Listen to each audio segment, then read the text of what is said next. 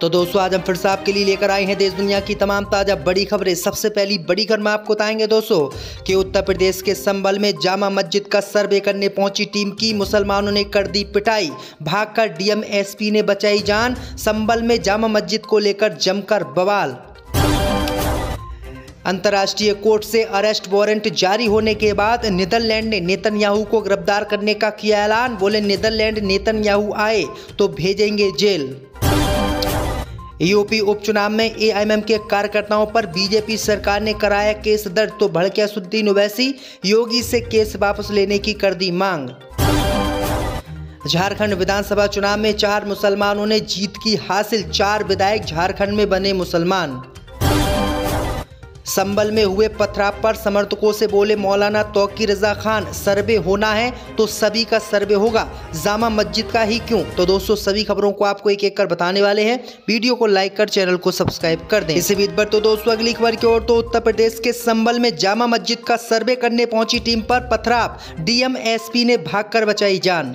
जब दोस्तों आपको बता दें कि उत्तर प्रदेश के संभल में जामा मस्जिद को लेकर विवाद और गहराता जा रहा है। खबर सामने निकल कर आई दोस्तों की संभल की जामा मस्जिद में सर्वे को लेकर गुस्साई लोगों ने पुलिस पर हमला कर दिया। भीड़ को भगाने के लिए पुलिस की तरफ से भी आंसू गैस के गोले दाए गए हैं।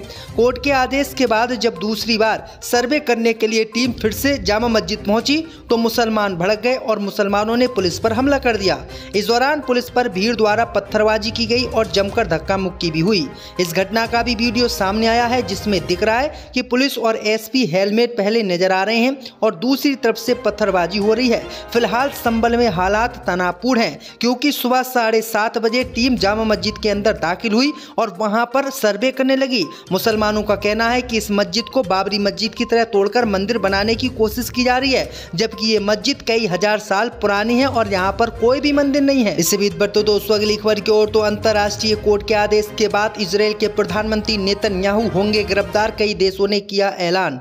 जब दोस्तों आपको बता दें कि गाजा पट्टी में बेगुनाह फिलिस्तीनी मुसलमानों की हत्या करने वाले इजराइल के प्रधानमंत्री नेतन्याहू की अब जल्द ही गिरफ्तारी होने वाली है। दरअसल आपको बता दें कि अंतर्राष्ट्रीय कोर्ट ने गुरुवार को युद्ध और मानवता के खिलाफ अपराधों को लेकर इजराइल के प्रधानमंत्री नेतन्याहू और पूर्व रक्षा मंत्री योव गैलेंट के लिए गिरफ्तारी वारंट जारी किया है। वहीं आपको बता दें कि आईसीसी ने नेतन्याहू और गैलेंट पर मानवता के खिलाफ अपराधों का आरोप लगाया है, जिसमें हत्या, उत्पीड़न और अमानवीय कृत्यों की बात कही गई है। वहीं आपको बता दें कि इजराइल के प्रधानमंत्री नेतन्याहू के खिलाफ अरेस्ट वारंट जारी होने के बाद नीदरलैंड ने इजराइल के प्रधानमंत्री नेतन्याहू को गिरफ्तार करने का ऐलान किया है। नीदरलैंड के प्रधानमंत्री ने कहा है कि अगर इजराइल के प्रधानमंत्री नेतन्याहू नीदरलैंड आते हैं तो उनको नीदरलैंड में गिरफ्तार कर लिया जाएगा और किसी भी कीमत पर नहीं छोड़ा जाएगा, क्योंकि अंतर्राष्ट्रीय कोर्ट के फैसले को नीदरलैंड मानता है। तो ये बड़ी अपडेट आई दोस्तों कि नीदरलैंड में इजराइल के प्रधानमंत्री नेतन्याहू की गिरफ्तारी होगी। इसी बीच पर तो दोस्तों अगली खबर की ओर, तो यूपी उपचुनाव के बाद एआईएमएम कार्यकर्ताओं पर हुआ केस, असदुद्दीन ओवैसी ने योगी से कर दी बड़ी मांग। जब दोस्तों आपको बता दें कि एआईएमएम के अध्यक्ष असदुद्दीन ओवैसी ने मुजफ्फरनगर स्थित ककरौली क्षेत्र में पुलिस पर पथराव के मामले को लेकर उत्तर प्रदेश के मुख्यमंत्री योगी आदित्यनाथ पर निशाना साधा है। असदुद्दीन ओवैसी ने योगी आदित्यनाथ पर गंभीर आरोप लगाते हुए कहा है कि योगी का प्रशासन कुशासन में बदल चुका है और उनकी सरकार का रवैया पक्षपातपूर्ण है। असदुद्दीन ओवैसी ने आगे कहा है कि मीरापुर मुजफ्फरनगर के ककरौली गांव में झूठे केस लाकर एआईएमएम के कार्यकर्ताओं को निशाना बनाया जा रहा है और 80 कार्यकर्ताओं पर बीजेपी ने केस दर्ज कर दिया है। उन्होंने कहा है कि बीजेपी के कार्यकर्ता और बीजेपी पुलिस एमआईएम के कार्यकर्ताओं को वोट मीरापुर में नहीं डालने दे रही थी और इसका विरोध किया तो पुलिस ने झूठे केस लाकर हमारे कार्यकर्ताओं को जेल भेजने की कोशिश की। अब असदुद्दीन ओवैसी ने मांग की है कि योगी आदित्यनाथ तत्काल इनको छोड़े और केस वापस लें। इसी बीच पर तो दोस्तों अगली खबर की ओर, तो झारखंड विधानसभा चुनाव में 4 विधायक बने मुसलमान, पिछले चुनाव से कम। जब दोस्तों आपको बता दें कि शनिवार को झारखंड के चुनाव के नतीजे आ गए और प्रदेश की 81 विधानसभा सीटों में से 56 पर इंडिया गठबंधन और 24 पर बीजेपी ने जीत दर्ज की। वहीं एक सीट पर जेएलकेएम प्रत्याशी जयराम महतो ने जीत दर्ज की। ऐसे में लोगों के मन में एक और जिज्ञासा आती है कि झारखंड की 81 विधानसभा सीटों में कितने मुसलमान विधायक बने हैं। इस सवाल का जवाब है 4, यानी झारखंड विधानसभा में मात्र 4 मुसलमान विधायक बने हैं, यानी 4 मुस्लिम प्रत्याशी जीते हैं। झारखंड की 4 विधानसभा सीटों पर मुस्लिम प्रत्याशियों ने जीत दर्ज की है, जिसमें जामताड़ा, मधुपुर, राजमहल और पाकुड़ ऐसी सीटें हैं जहां मुस्लिम प्रत्याशियों ने जीत दर्ज की है। जामताड़ा से कांग्रेस प्रत्याशी इरफान अंसारी ने शिबू सोरेन की बहू सीता सोरेन को हराकर चुनाव जीता है। तो ये बड़ी अपडेट आ रही है दोस्तों। इससे विद पर तो दोस्तों अगली खबर की ओर तो सुप्रीम कोर्ट में आसाराम ने फिर से रखी दलील, कहा आसाराम की तबीयत खराब है, दे दी जाए जमानत। जी दोस्तों, आपको बता दें कि सुप्रीम कोर्ट ने शुक्रवार को बलात्कार के आरोपी संत आसाराम बापू की याचिका पर गुजरात सरकार को नोटिस जारी किया है, जिसमें ट्रायल कोर्ट द्वारा आसाराम पर लगाए गए आजीवन कारावास की सजा को निलंबित करने की मांग की गई है। जस्टिस एम सुंदरेन और जस्टिस अरविंद कुमार की खंडपीठ ने स्पष्ट किया है कि वह केवल इस बात की जांच करेगी कि क्या आसाराम को जेल से अंतरिम रिहाई देने के लिए कोई चिकित्सीय कारण है। पीठ ने कहा है कि हम नोटिस जारी करेंगे, लेकिन हम केवल चिकित्सक शर्तों पर विचार करेंगे। दरअसल आपको बता दें कि आसाराम बापू पोक्सो एक्ट के तहत यानी छोटी नाबालिग बच्चियों से बलात्कार करने के आरोप में जेल में बंद है और उन्हें आजीवन कारावास की सजा सुनाई गई है।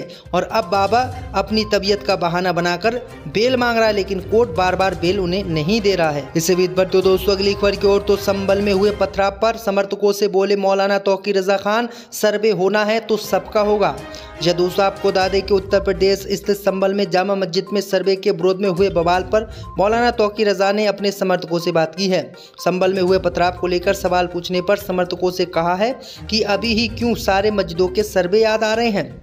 ये सर्वे प्री प्लानेड था, मुसलमानों के साथ सही नहीं हो रहा है। ये सब पॉलिटिकल स्टंट है, प्लांटेड है। सिर्फ मस्जिदों के ही सर्वे हो रहे हैं, सर्वे होना है तो सबका होना चाहिए। दरअसल आपको बता दें कि संभल की जामा मस्जिद में अदालत के आदेश पर रविवार को सर्वेक्षण का कार्य दूसरी बार शुरू हुआ, लेकिन इस बीच अराजक तत्वों ने पत्थरबाजी शुरू कर दी, जिसके बाद पुलिस ने भीड़ को तितर बितर करने के लिए आंसू गैस के गोले दागे और हल्का बल प्रयोग किया को निशाना बनाया जा रहा है। और 80 कार्यकर्ताओं पर बीजेपी ने केस दर्ज कर दिया है। उन्होंने कहा है कि बीजेपी के कार्यकर्ता और बीजेपी पुलिस एमआईएम के कार्यकर्ताओं को वोट मीरापुर में नहीं डालने दे रही थी और इसका विरोध किया तो पुलिस ने झूठे केस लाकर हमारे कार्यकर्ताओं को जेल भेजने की कोशिश की। अब असदुद्दीन ओवैसी ने मांग की है कि योगी आदित्यनाथ तत्काल इनको छोड़े और केस वापस लें। इससे विद पर तो दोस्तों अगली खबर की ओर तो झारखंड विधानसभा चुनाव में 4 विधायक बने मुसलमान, पिछले चुनाव से कम। जी दोस्तों, आपको बता दें कि शनिवार को झारखंड के चुनाव के नतीजे आ गए और प्रदेश की 81 विधानसभा सीटों में से 56 पर इंडिया गठबंधन और 24 पर बीजेपी ने जीत दर्ज की। वहीं एक सीट पर JLKM प्रत्याशी जयराम महतो ने जीत दर्ज की। ऐसे में लोगों के मन में एक और जिज्ञासा आती है कि झारखंड की 81 विधानसभा सीटों में कितने मुसलमान विधायक बने हैं। इस सवाल का जवाब है 4, यानी झारखंड विधानसभा में मात्र 4 मुसलमान विधायक बने हैं, यानी 4 मुस्लिम प्रत्याशी जीते हैं।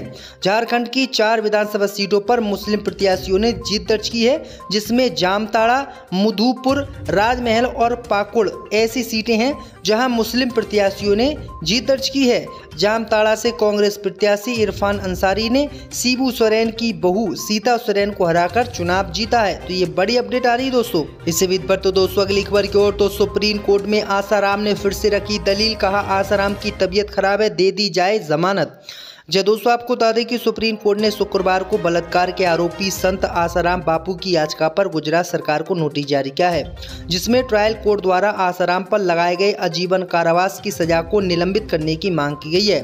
जस्टिस एम सुंदरेन और जस्टिस अरविंद कुमार की खंडपीठ ने स्पष्ट किया है कि वह केवल इस बात की जांच करेगी कि क्या आसाराम को जेल से अंतरिम रिहाई देने के लिए कोई चिकित्सीय कारण है। पीठ ने कहा है कि हम नोटिस जारी करेंगे, लेकिन हम केवल चिकित्सक शर्तों पर विचार करेंगे।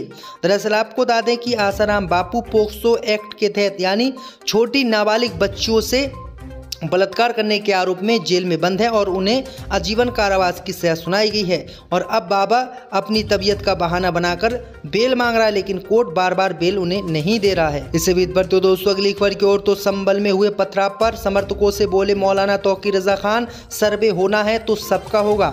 जी दोस्तों, आपको बता दें कि उत्तर प्रदेश स्थित संभल में जामा मस्जिद में सर्वे के विरोध में हुए बवाल पर मौलाना तौकीर रजा ने अपने समर्थकों से बात की है। संभल में हुए पथराव को लेकर सवाल पूछने पर समर्थकों से कहा है कि अभी ही क्यों सारे मस्जिदों के सर्वे याद आ रहे हैं।